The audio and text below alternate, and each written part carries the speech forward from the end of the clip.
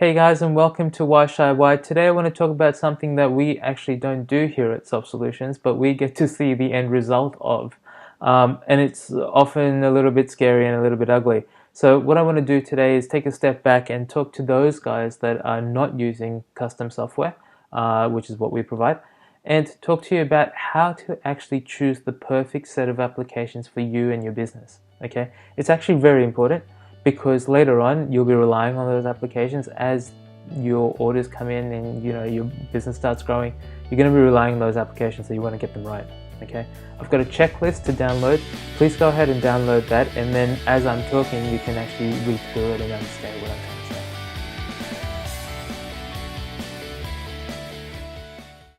to say. Okay, so let's get into it. One of the key things, guys, is when you're looking for commercial off-the-shelf software, that's COTS, right? Commercial off-the-shelf, what basically means software where you don't have to customize. You just either bring it in and install it yourself, which is called on-premise, or you just log into it in the cloud, which is a service as a software as a service type provider. Okay. Either way, what you're thinking about is using a system that is built as a generic system, not just for your company, for other people as well, and you can build that and use that. And there's great examples of that all over the world. There's things like back-end accounting systems, things like e-commerce systems, there's project management systems. There is a whole gamut of these things, and it is your best bang for buck when it comes to starting off or even in a small industry. Okay, but you've got to get the selection right, and that's really hard because there are so many options out there for you to choose which software is going to fit you and your needs. You've got to do a bit of homework, right? It's not a case of go and talk to somebody, talk to a friend, talk to a different entrepreneur, talk to another business manager, and ask them what they think, because it's not a one-size-fits-all type scenario. Okay, you've actually got to think about this. This is not going to help if you're social, unless you happen to go to a competitor who does exactly the same thing you do and just say, hey, can we just tell me which one you use so we can use it, which I doubt you'll be doing. But what you'll need to do in lieu of that is actually start doing a bit of thinking and a little bit of planning, and I've got a way to do that by just downloading the worksheet, right? So the checklist will help you with that. Now, it's got to meet your initial requirements, right? That's the first thing that you need to do. So, first section in the worksheet you're going to see is a feature comparison. I've got an example there. So we went through the process of choosing a back-end accounting system recently, and we ended up with Xero, but I'm giving that away. I went through the system. I went through this process, right? And came up with Xero, just not because everyone else is using it, which a lot of people are, and that is quite a factor, I must admit, but because it fit our needs, right? And we actually moved from another accounting system which wasn't fitting our needs, right? So what you've got to do is, like you'll see in that grid there, you've got to list all your features, and you've got to then list all your options and see which one's going to fit, okay?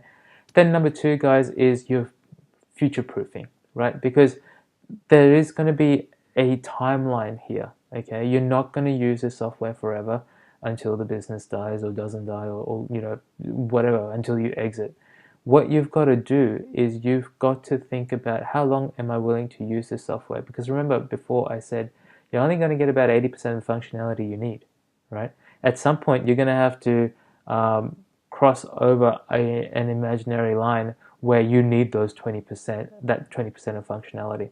So think to yourself, well, is this going to be a horizon of 3 months? Is it going to be a horizon of 3 years? Whatever it is, put that down, because that makes you realize how much you're investing, right?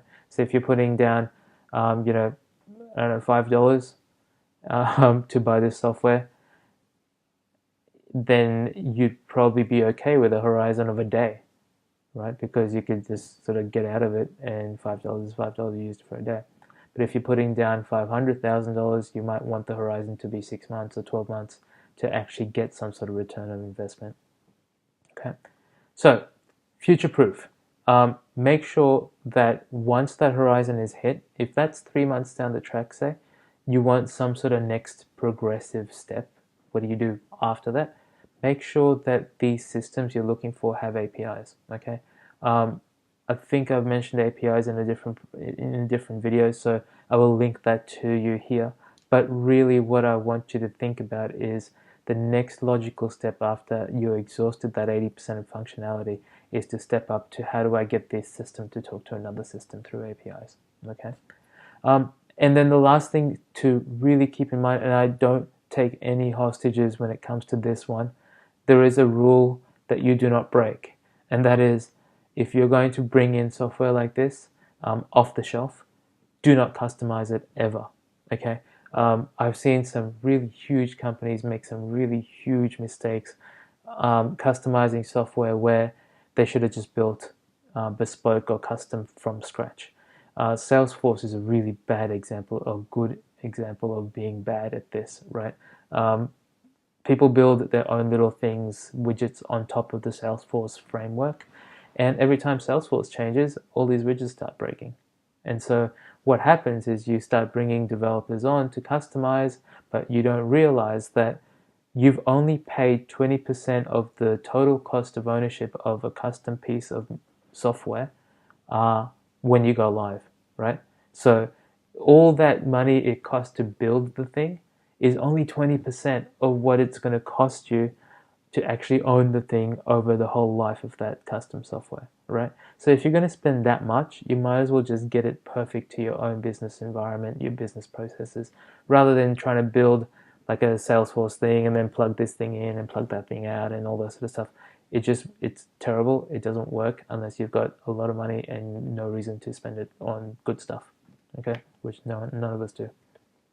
So, guys, I've gone through a couple of those factors. They're all in that worksheet. So download that. Next time you're choosing the right application or thinking about, there's a couple of applications that might fit, that will really help you, okay? And if not, give us a call. We're happy to help, even though that's not what we do. We're happy to help with this sort of stuff because we can see how painful it can get later on when you're actually relying on those systems, okay?